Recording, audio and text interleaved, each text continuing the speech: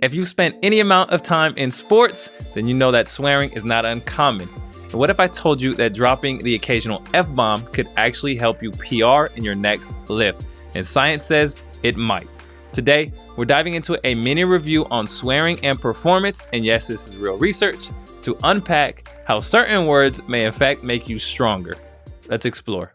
As a performance coach, I'm always curious about unconventional methods that might help us boost performance. We typically focus on biomechanics, recovery, programming, but what if mindset and language were just as powerful? This 2024 mini review pulls together multiple studies, 5 in fact, that show swearing, yes, actual curse words, can boost short-term physical performance. We're gonna break down why that might be the case, how strong the evidence is, and whether this could have a place in your training toolbox. The evidence suggests that swearing can enhance performance in short, intense tasks. Swearing has been shown to improve grip strength by 8 to 9%, anaerobic power by 4.5%, wall sit duration by 22%, push-up endurance by 15%, and plank holds by 12%. And to give this context, these aren't necessarily small gains. If we compare that to elite weightlifters who only gain about 3.5% strength over a year, then we see that swearing can have an acute and immediate impact that is meaningful. So let's talk about why swearing might help, right? The mechanisms. First one, psychological arousal and disinhibition. Swearing activates the amygdala, boosting emotional arousal and motivation. And yes, I had to read that from the paper. It also increases the state of disinhibition, where you hold back less and you're more likely to push harder.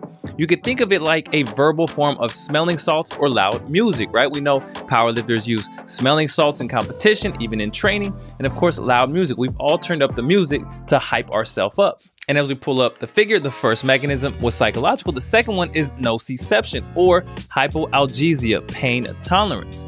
Swearing may blunt pain perception, allowing for greater effort. It's been shown to raise pain thresholds, increase pain tolerance, and decrease pain perception. This would be especially helpful for max effort lifts or fatiguing tasks where that pain is oftentimes the reason you stop. And then finally, third is physiological, right? Heart rate increases, systolic blood pressure increases, and you get this increase in electrodermal activation. So swearing might stimulate this fight or flight response. So let's talk dosage and delivery, what actually works and how you can use this in your training or with your athletes. Participants typically choose a personal word. So the word that your athlete is gonna use is probably personal to them. They'll say it out loud every 2 to 5 seconds during an effort. So you wanna have kind of consistent repeating pattern there. And then volume matters as well. Typically in studies, they've been using these words in a normal voice, not necessarily yelling, not necessarily whispering. And then finally, swearing just before and during the task seems to work best, so timing is gonna play a role.